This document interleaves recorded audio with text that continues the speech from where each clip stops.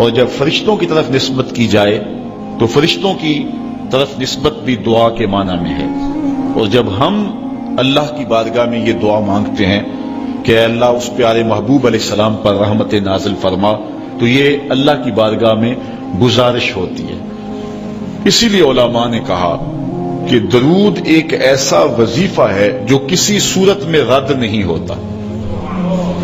چونکہ ہم یہ کہتے ہیں اے اللہ اپنے پیارے نبی پر رحمت نازل فرما، وہ تو پہلے ہی فرما رہا ہے، تو ہم کہیں یا اللہ اپنے نبی پہ رحمت نازل فرما، تو کیا اللہ فرمائے گا کہ میں نہیں فرماتا؟ اس لیے یہ ہو ہی نہیں سکتا. علماء کہتے ہیں کہ جو درود ہے وہ بہر صورت قبول ہوتا ہے. اس لیے حضرت عمر رضی اللہ تعالیٰ عنہ فرماتے ہیں کہ دعا کو درود کے ساتھ جوڑ لو، درود تو قبول ہونا ہی ہونا ہے، تمہاری دعا بھی قبول ہو جائے گی.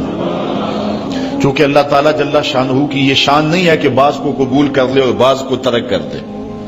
ہماری فقہ کا بھی مسئلہ ہے، اگر آپ نے کسی سے سودا لیا ہے، اس میں کوئی ردی چیز آ گئی اور کچھ صحیح آ گئی، اب یہ نہیں آپ کر سکتے کہ جو صحیح ہے وہ رکھ لیں اور ردی واپس کر دیں.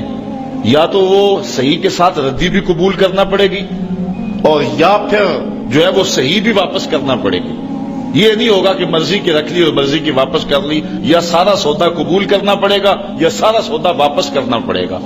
تو اللہ تعالیٰ جل شانہ کے حضور جب درود کے ساتھ دعا مانگی جائے تو پھر اللہ تعالیٰ جل شانہ اس دعا کو چھانٹ کے الگ نہیں کرتا کہ میں نے یہ نہیں قبول کرنی. درود کے ساتھ جو مانگی ہوئی دعا ہے اللہ وہ بھی مستجاب فرما لیتا ہے، وہ بھی قبول فرما لیتا ہے. درود پاک وہ بابرکت عمل ہے کہ جو اہل ایمان کو تعلیم دیا گیا. علماء نے لکھا کہ زندگی میں ایک مرتبہ درود شریف پڑھنا فرض ہے، اور جب حضور علیہ السلام کا نام لیا جائے اس وقت درود پڑھنا واجب ہے. اس کے علاوہ بھی وجوب کے اور بہت سارے مقامات علماء نے بیان کیے، اور نمایاں 40 مقامات علماء نے بیان کیے جہاں درود شریف پڑھنا مستحب ہے.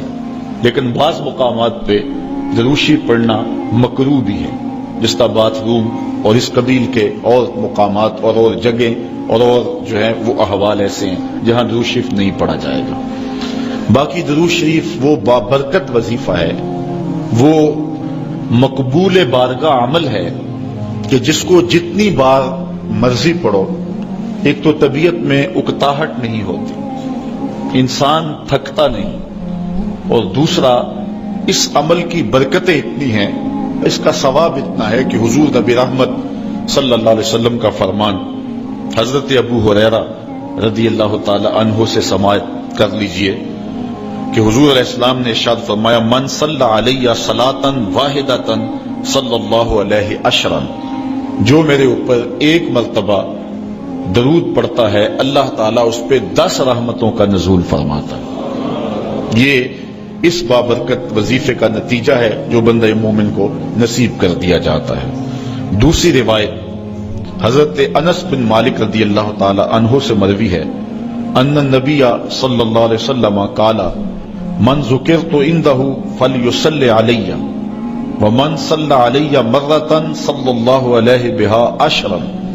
حضور نے فرمایا کہ جس شخص کے سامنے میرا ذکر کیا جائے اس کو میرے پہ درود پڑھنا چاہیے، اس لیے کہ جس نے میرے اوپر ایک مرتبہ درود پڑھا اللہ تعالیٰ اس پہ 10 رحمتیں نازل فرماتا. علماء نے ایک بڑی خوبصورت بات لکھی، وہ کہتے ہیں کہ اصل درود پڑھ کر کے اپنے لیے رحمتیں طلب کرنا ہوتا ہے رب سے، کیونکہ مصطفیٰ کریم علیہ الصلوۃ والسلام ہمارے درود کے محتاج ہے. بندہ کہ میں درود پڑھ رہا ہوں، جب ہم نہیں تھے اس وقت بھی مصطفیٰ پہ درود پڑھا جا رہا تھا.